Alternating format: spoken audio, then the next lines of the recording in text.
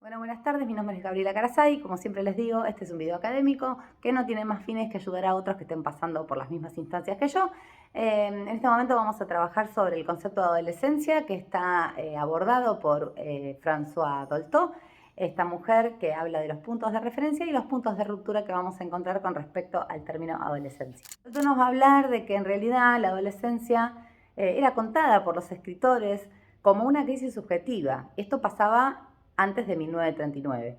Y era una crisis en la que el sujeto se rebelaba contra los padres y las obligaciones que la sociedad le estaba imponiendo, y a su vez soñaba con ser un adulto, soñaba con ser como los padres, como ellos.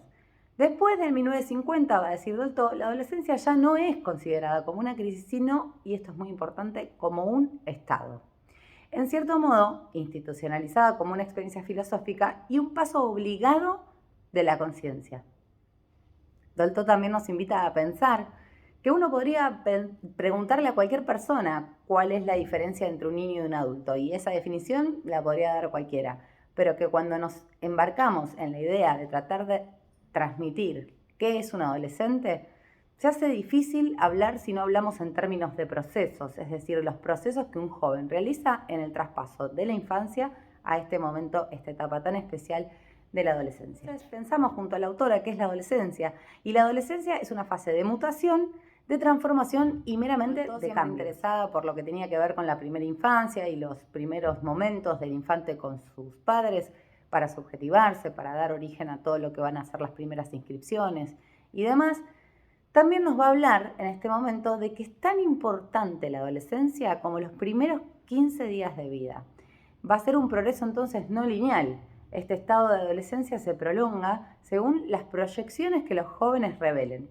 Es decir, de lo que la sociedad de cada momento, de cada época y cada contexto le vaya imponiendo a ese adolescente. Por lo cual va a haber distintas clases de adolescencias, distintas adolescencias que podamos producir en las distintas épocas a lo largo de nuestra historia. Los adultos, como decimos, estamos ahí, los educadores y los que son padres, para ayudar al adolescente a que pueda empezar a asumir ciertas responsabilidades para entrar en el mundo adulto.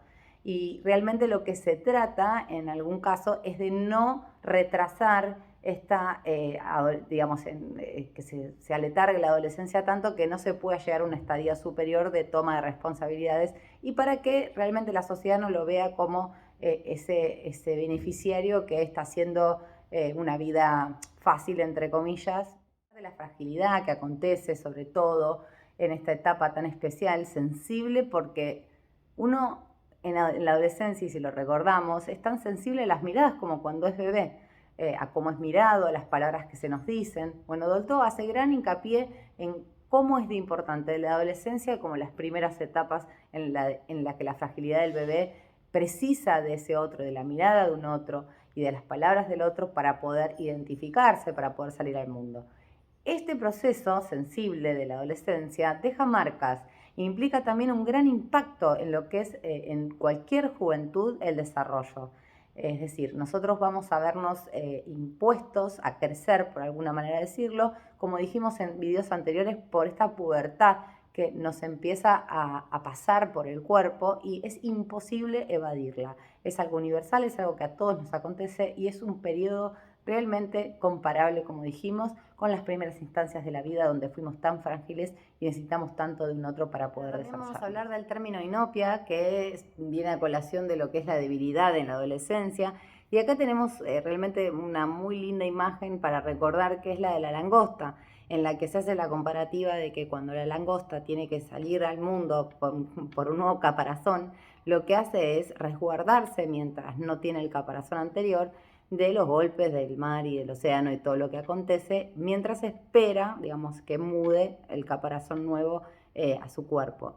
Y lo que nos deja este proceso que hicimos análogo a la langosta, lo que me quedó por decir es que en el cambio de esa caparazón nueva, como la langosta estaba como sin la caparazón esperando la que venía nuevamente, bueno, al adolescente le pasa algo similar, en tanto en cuanto hay heridas que tuvo en ese momento antes de forjar su nuevo caparazón, o mejor dicho, ya con el caparazón puesto, y esas heridas son las que marcan y las que dejan huella. Por eso la adolescencia es una etapa tan importante como los primeros inicios de nuestra infancia donde fuimos inscriptos, porque también se generan inscripciones súper relevantes para el resto de nuestra vida. La autora también nos va a hablar de lo importante que son las personas secundarias en este proceso, en estas transformaciones que el infante pasa cuando llega a la adolescencia. Y va a decir que hay algunas personas, educadores o tíos, abuelos, hermanos, que pueden favorecer esa confianza y la expansión de esa persona que está en plena transformación de búsqueda de identificaciones y demás. Pero hay otras tantas, y algunas personas lo sabemos muy bien, que van a desalentar esa situación y lo que van a hacer es deprimirnos. Entonces, la defensa del adolescente frente a estas situaciones es por medio de la depresión o por medio del negativismo. Hablar de lo que pasa en función de las implicancias de la sexualidad en esta etapa tan frágil y tan importante de nuestras vidas. Y lo que Dolto plantea es que no hay una sexualidad en realidad porque la sexualidad es imaginaria. Recordemos que en este periodo, en esta etapa, es bastante normal, esperable que los chicos y las chicas se masturben. Y lo que Dolto va a decir respecto a la masturbación es que es como una especie de trampa, porque lo que hace es liberar finalmente tensión, lógica que en el cuerpo está sucediendo. Mi madre diría, las hormonas actúan, Gabriela. Pero lo que se va a hacer con eso es tener menos energía, en verdad, menos energía psíquica, para buscar en el mundo el objeto que produzca realmente satisfacción. Porque recordemos que cuando uno estaba en la etapa de la adolescencia, rompe con los padres, se pone rebelde y lo que hace es buscar un objeto de amor por fuera de la familia. Si estoy en el efecto de la masturbación, lo que hago es tener ese remedio, digamos, falso, o esa trampa, que es esa ilusión que tengo de que estoy descargando y estoy atravesando de alguna manera con ese accionar de liberación de energía psíquica las dificultades de afrontamiento que yo tengo frente a los nuevos problemas. Entonces no es ni más ni menos que una trampa. Lo que dice Dolto es esto. Y como se satisfacen imaginariamente y no se satisfacen en el mundo real esas situaciones, no tienen fuerza para salir a buscar ese objeto de amor, como decía, ese sostén que es un par o una persona en la realidad. Frecuentemente se produce esta falsa expansión, como decíamos, y por eso Dolto menciona la masturbación como una trampa. Vamos a hablar del papel de los padres o los educadores, que un poquito desarrollamos antes, pero vamos a hablar ahora de qué es lo que pasa cuando un adolescente empieza a hablar, tiene sus primeras apreciaciones sobre cuestiones, opina, da su palabra, por ahí se opone a lo que los adultos dicen. Bueno, acá Dolto hace mucho hincapié en que si se los desvaloriza y se interrumpe o se ignora la palabra del adolescente que está tratando de hablar, lo que estamos haciendo ni más ni menos es lograr que esa persona más adelante no se atreva a expresarse frente a los demás.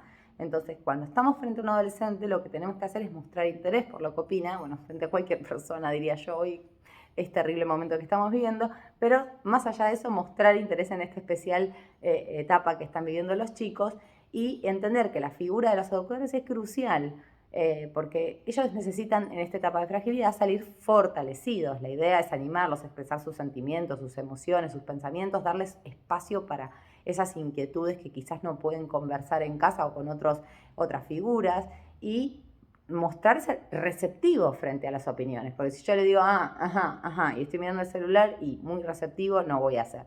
La autora también nos habla de que en esta etapa, caracterizada por esta fragilidad de la que hablábamos, también hay características de que ellos pueden reaccionar muy bien a cosas positivas que nosotros hacemos, aunque en verdad no lo demuestren, porque eso es otra cuestión. Después dicen, pero mira todo lo que hice y él no me dice nada. Bueno, no va a ser visto en este momento, quizás en un futuro, porque no lo manifiestan de modo inmediato, pero sí todo lo que se haga en forma positiva, el aliento positivo, el valorizar lo que te está diciendo, sí se va a ver en el futuro en conductas, dado que en ese momento el adolescente no sabe cómo expresarlo. Y retomando un poco lo que era pubertad, recordemos que el momento de máxima fragilidad es ese inicio entre los 11 y 13 años aproximadamente, porque esto no es tan lineal, recordemos que no es lineal.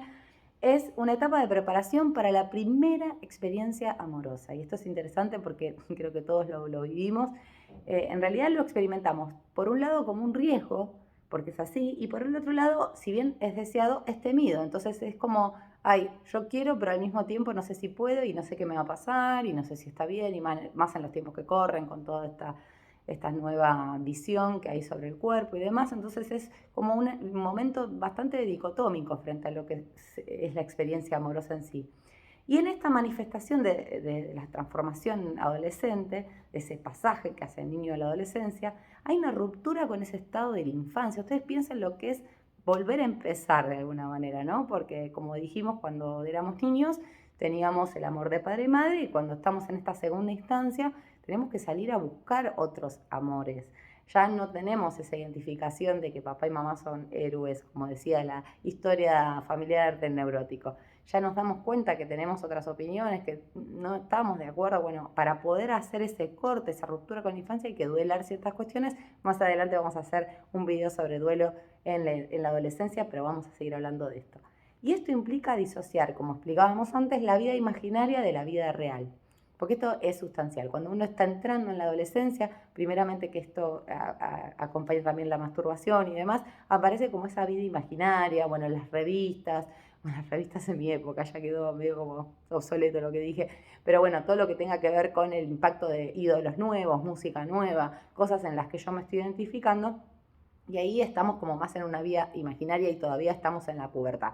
Para pasar a la parte más adolescente, bueno, va a empezar a aparecer esta idea de realidad en donde de alguna manera vamos a buscar por fuera de la familia este objeto de amor del que les hablaba. Entonces nos habla de 2 nacimientos, vamos a volver a recordarlo, que es muy importante saber que tanto el primer momento, que es el existir, el nacimiento, es relevantísimo para nuestra historia de vida, también el segundo momento, que es la adolescencia, que es vivir, es sumamente importante. Entonces Dolto habla de 2 nacimientos, el primero cuando nacimos, que era existir, y el segundo, que es la adolescencia, que nos lleva a vivir. Como hablábamos, hay 2 tipos de vidas imaginarias. Una es la que tuvimos en la primera vida, donde padre y madre eran los más grandes de todos, los grandes amores, los héroes, y el mundo estaba visto de alguna manera con esos anteojos familiares que la infancia mismo propone que uno tenga.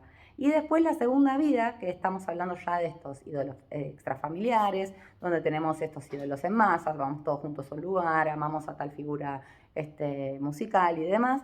Y los amores no están adentro de casa, sino afuera, ¿no? Como estas identificaciones de las que les hablaba. Pero aún eso no es la adolescencia, sino que es como un modo preparatorio, porque realmente la adolescencia empieza cuando uno empieza a querer constatar, es decir, verificar por fuera en la realidad, y lo haces luego de esa segunda vida imaginaria.